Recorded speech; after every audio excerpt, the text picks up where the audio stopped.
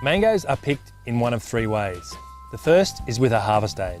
This is where a team of people pick mangoes and place or gently throw them onto a tarpaulin, either with the stems on or off.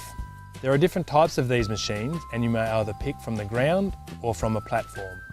Fruit are either snap-picked or picked with secateurs or picking sticks. When snap-picking, the fruit is grasped at the bottom and then the bottom of the fruit is lifted up, snapping the stem of the fruit before it is put onto the harvest aid. Sap may spurt from the mango when it is picked this way, and it is important that the sap doesn't contact the mango skin, your skin, or the skin of other pickers. To neutralise the sap, a chemical commonly called mango wash is sprayed onto the tarpaulin and over the conveyor that collects the fruit.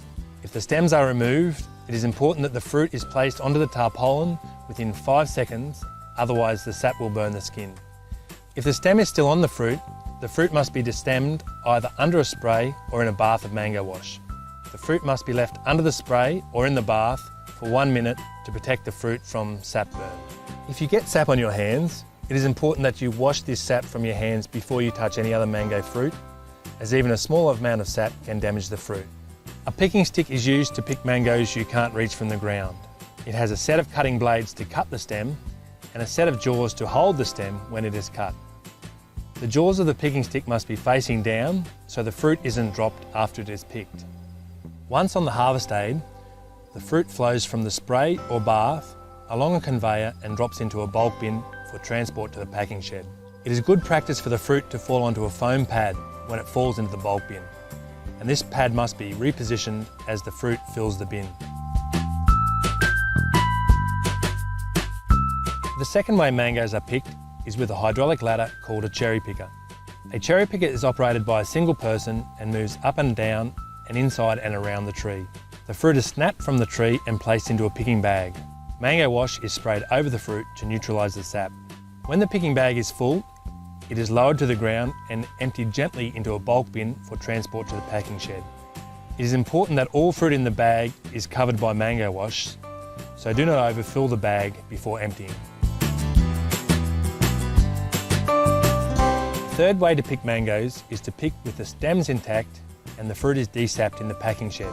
Using secateurs or picking sticks, fruit is picked with a 10 to 20 centimetre stem attached and placed into crates and transported to the packing shed. Care must be taken when placing the fruit in the crate and during handling and transport so the mango stems aren't broken and mango sap does not come into contact with the skin. These crates are stacked for transport or short-term storage in the packing shed, so it is important that they are not overfilled and fruit damaged or stems broken when they are stacked. If the mangoes have been picked with the stems on, these stems need to be removed and the mangoes desapped before packing. This can be done either through snapping the stems or using a machine which cuts the stem from the fruit. During this process, it is important that the mango fruit are completely covered in a detergent solution before the stem is removed, so the sap does not come into contact with the skin and damage it. As well as damage from sap burn, mango quality can be lost through physical injury from incorrect picking technique and rough handling. Damage from sap burn or physical injury takes 1 to 2 days to appear and isn't usually seen until fruit reaches market. It takes 4 to 6 weeks for them to come back and repurchase that product. It's therefore important that both the visual and eating qualities of a mango match consumer expectations. So why is this important for mango pickers? Even the simple task of picking a mango fruit can have a significant impact on the visual and eating qualities of a fruit and therefore the profitability of the grower. The aim of this video is to teach you how to pick mango fruit correctly and learn the skills required. You'll learn how to select fruit that is mature and ready to harvest. You'll learn how to use the different equipment you'll be using during the picking process. You'll understand how poor picking processes can significantly damage mango fruit, and you'll understand how to pick without injuring yourself or other pickers. There are names for the different parts of the mango. The stem end is the top of the mango. That's where it's attached to the tree. The cheek is the side of the mango. That's the part you eat. The blush is the red, pink or orange colour on the cheek. The nose is the bottom part of the mango.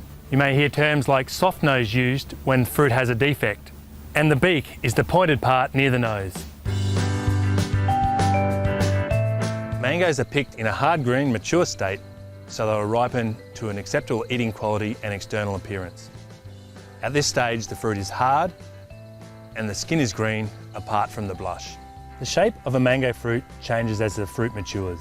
The mature fruit on the left is more rounded and oval shaped as opposed to the egg-shaped immature fruit on the right. As the fruit matures, the nose end of the fruit fills out and is smoother and the beak is less obvious. From left to right on this slide, the fruit goes from immature to mature. The beak of the fruit is much more prominent in the immature fruit on the left than the mature fruit on the right. When these fruit are ripened, the immature fruit stays green, while the more mature fruit will change colour to yellow. The shoulder of the fruit also fills out around the stem, and the stem sits in a small depression when the fruit matures. It is important to only pick mature fruit, as fruit maturity can have a significant impact on eating quality of mangoes. You need to be particularly careful with the first sap that comes from the mangoes when you pick it. This is called spurt sap.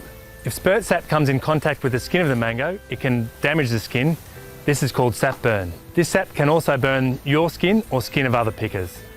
Sap can continue to ooze from the fruit for several hours, and although this sap isn't as damaging as spurt sap, it can still cause skin browning and reduce the sale price of mangoes. The types of physical injury include abrasion, cuts and scratches, stem punctures, crease marks, wounds and internal bruising. Abrasion shows as brown marks on the skin, often with scratches through the mark.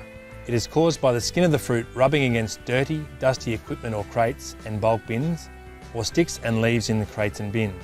Cuts and scratches occur when the sharp edge of a picking stick or secateurs knock the fruit, or when the fruit scrapes against a twig or a branch as it is pulled from the tree.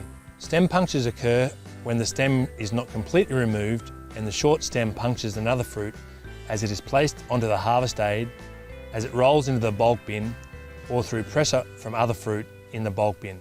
Crease marks occur when the fruit impacts heavily against the edge of equipment, crates or bins, or when the blunt parts of a picking stick knock the fruit. Wounds occur when the fruit contacts a sharp edge and the skin of the fruit is pierced. Monitoring of picking crews has shown the effect poor picking practices and rough handling has on physical damage on fruit. At one orchard, fruit was assessed for physical damage on arrival at the packing shed. Damage to the fruit from different picking teams ranged from 2% to 17%. So for the worst team, 17% of the fruit had already been downgraded when it reached the shed, resulting in significant losses to the grower. Mangoes are picked during the hottest part of the year. The work is hard and constant, and temperatures in the orchard often reach above 35 degrees Celsius. There is little shade in the orchard, so it is very important that you follow a few precautions when you are picking. Wear the right clothes to protect you from the sun. Lightweight long sleeve shirts and long trousers are recommended. Wear a wide brimmed hat and good shoes. Eye protection in the form of sunglasses is also recommended. Apply sunscreen before you start picking each day and at least every 2 hours during the day. Drink water regularly during the day and at least 4 litres each day. When you are snapping the fruit from the tree, make sure the sap doesn't spurt onto you or other pickers. Some people are highly sensitive to mango sap and can develop a severe rash from contact with the sap. If you are spurted with mango sap, it is important that you wash the area with soap and water and then rinse it well with fresh water. As a picker, it is important that you understand how mango quality can be lost and why it is important you follow the simple steps outlined in this video to reduce quality loss. Some do's and don'ts when picking mangoes. The do's. Do understand fruit maturity and only pick mature fruit. Be gentle with the fruit. Make sure mangoes are in the mango wash within 5 seconds of being picked. Wash the mango sap from your hands or skin. Wear the right clothes and drink lots of water when you're picking mangoes. And be careful around heavy equipment. The don'ts. Don't pick immature fruit. Don't hit fruit with picking equipment. Don't handle fruit roughly or throw it against the hard edges of harvest aids, bins or crates. Don't let mango sap come into contact with mango skin. And don't let mango sap come into contact with your skin, your eyes or the skin of other pickers. As you can see, picking mangoes is more difficult than it seems. And now you can understand why you have been instructed to pick the fruit the way you have. Everybody has a role in optimising mango fruit quality.